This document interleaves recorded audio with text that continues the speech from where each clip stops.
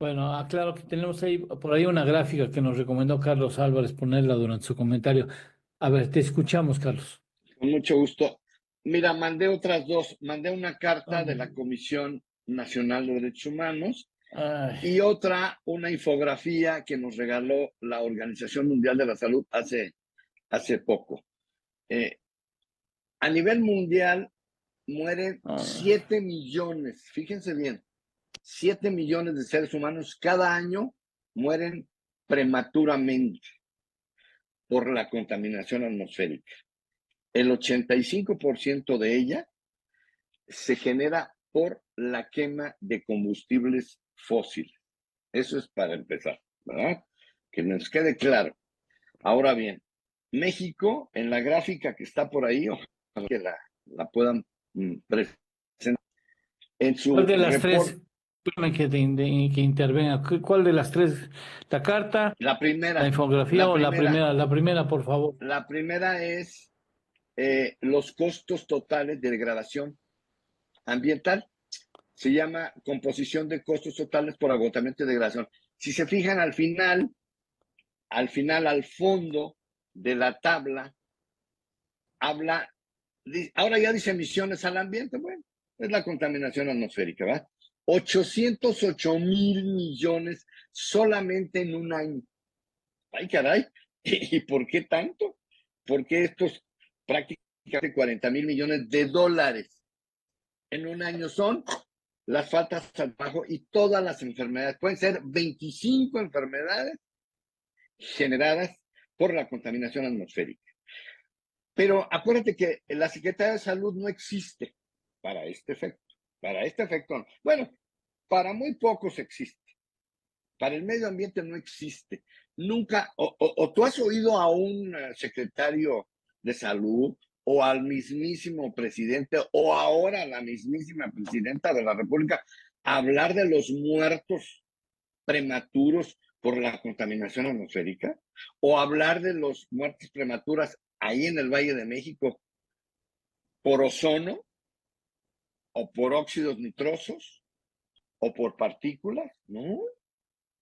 Este no es tema, pero claro que es un tema. O sea, eso no es un tema para el gobierno. ¿Por qué? Porque no quieren aplicar las normas, leyes, reglamentos. Tenemos 32 años dando lástima. El sábado pasado, ¿verdad? ¿Qué número? 22.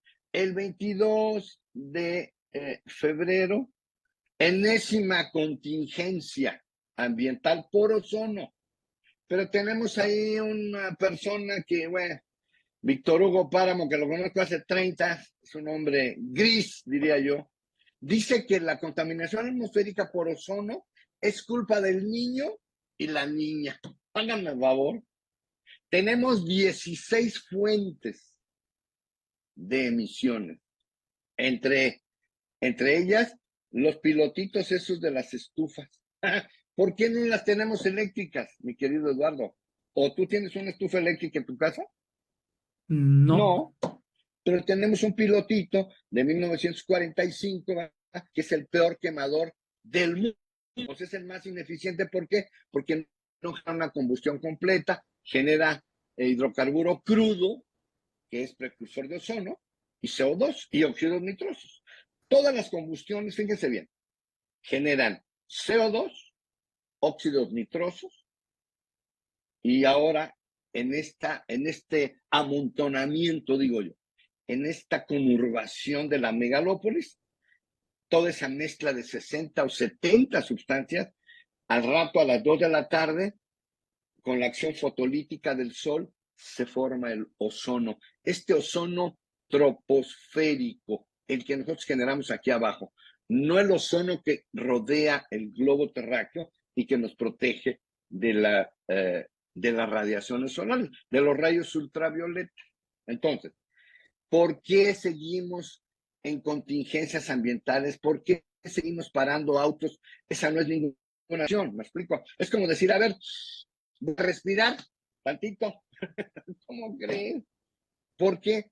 Porque hay una complicidad eh, entre los sectores de poder y la clase política. O sea, Por un lado no quieren gastar. La refinería de Azcapotzalco, de Tula, pues ya sabemos, ¿verdad? Que nos siguen envenenando. Ya prometió la doctora Sheinbaum, después de 32 años, los políticos, ella ya reconoció. Pero va a estar muy difícil que le ponga gas a la central termoeléctrica de Tula. ¿Sabes por qué? Porque los ductos, si te acuerdas del pleito de Bartlett, director de CFE, con los canadienses, perdimos $4.500 millones en un pleito, no están terminados los ductos. ¿Cómo va a llegar el gas para sustituir el combustóleo en Tula, en la central termoeléctrica de Tula? No va a llegar pronto porque hay que terminar los ductos.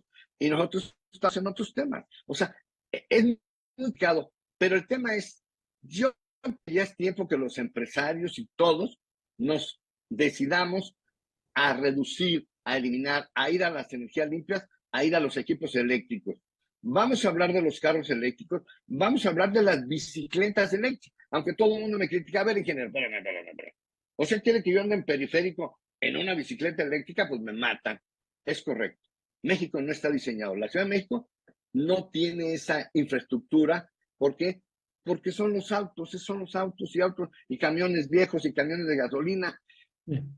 No queremos hacer más metro. Vamos a seguir hablando la semana que te ya me acabé mi tiempo, pero Sí. vamos a seguir hablando. Así, vamos a ir una por una las fuentes de emisiones, si te parece, una por una y por qué no se resuelve.